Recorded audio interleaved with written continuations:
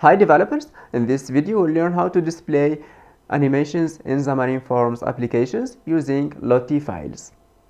Lottie files was created by Airbnb in order to display nice animations to mobile and web applications. Those files could be generated using Adobe After Effect, so it is easier to be created by designers. I'm Hossein Delai, Microsoft MVP. Join me in this video to show you how to develop Xamarin Forms application that display those files.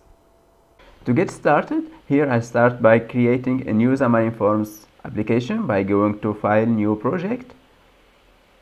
And then here I choose Cross-Platform, then Mobile App, then give my application a name. I'll call it Lottie App. Hit OK. Then here I choose .NET Standard Library instead of the shared project. Once my app is created, now I'll go and install the NuGet package that will allow me to use the Lottie files. The NuGet package here is available, its source code is available on GitHub, so you can go to this address right here on GitHub and you can take a look at the source code along with the link for the Xamarin Forms NuGet package. So let's go and install that package.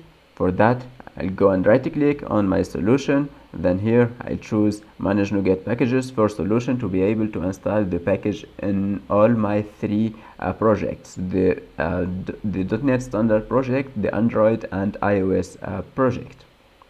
Then I'll go to Browse right here and then look for a package called Lottie. This will give me 4 packages right here, but the one I need for Xamarin Forms is this one right here. You see here we have similar packages for iOS, Android or UWP only applications. Here we are using Forms, so we'll go and choose this package. Then we'll go to choose to install it in all our 3 apps. Hit install and in a few seconds it will be added to all our projects. Once that's done, quickly right here you see it added a readme.txt file which did have some implementation for how to use this NuGet package.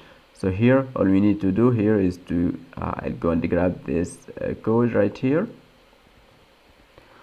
and then I'm ready to use it. So I'll go to my main page, for example, and from here I'll add the animation inside my stack layout.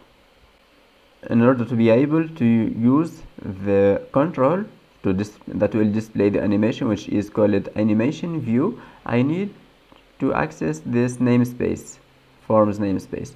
For that, here I'm using the latest update of Visual Studio 2017.15.7, and that one will add the IntelliSense here, which can detect which namespace should be added. This is really a nice feature added in this version, and I recommend you upgrade your VS to get this feature. What does that does it added this line of code which detects which namespace should be added. So this is the namespace of my NuGet package that I have added. For this animation, I don't need the grid row because I don't have grid rows. Then here we do have some properties for that animation view. So the first one right here is the name of the file, and here for example it gives me this name file, but I can get some animations from the Lottie file website. I don't want to miss this opportunity to invite you to watch my 2 Udemy courses. The first one is about how to connect a Xamarin Forms application to a REST API, where I walk you through how to create a REST API using ASP.NET Core, then how to connect to that REST API from a Xamarin Forms application using HTTP requests to get data as a JSON format. The second course, if you are interested about learning DevOps, which is a trending technology nowadays, then this course might be for you. It will walk you through creating a CI/CD pipelines using Visual Studio Team Services, VSTS, in order to publish the commits or the changes to your source code web app from source code from GitHub to Docker image hosted on Azure. So all this content will help you to create the CI and CD pipelines in order to automate the deployment of your web app.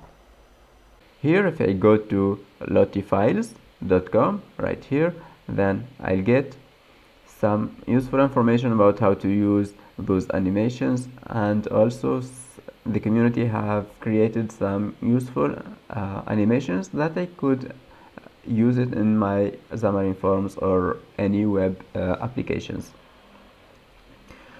And here we can just go and download the animation we want.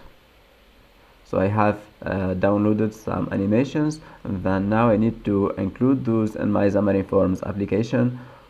And here we cannot add it to our .NET Standard PCL project, but we need to add it separately to each of our platform projects.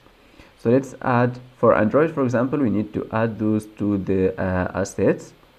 So let's go and do that. I'll grab one file that I have downloaded, I'll copy it, then I'll paste it inside the assets folder in Xamarin Forms. So let's do that. Then I need to do the same for the iOS project.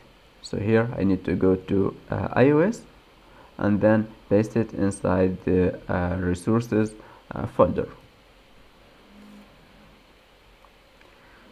Once we have done that, now we have my file called star.json. So I'm going to rename this to be star.json. Here we have some other two useful properties: loop, which is set by default to false, but we can turn it to true in order to say that the animation should be playing infinitely. So it will stay playing again and again. Autoplay, the first time the animation shows up, it will start playing immediately, and that's the role of autoplay. So let's set that to be true.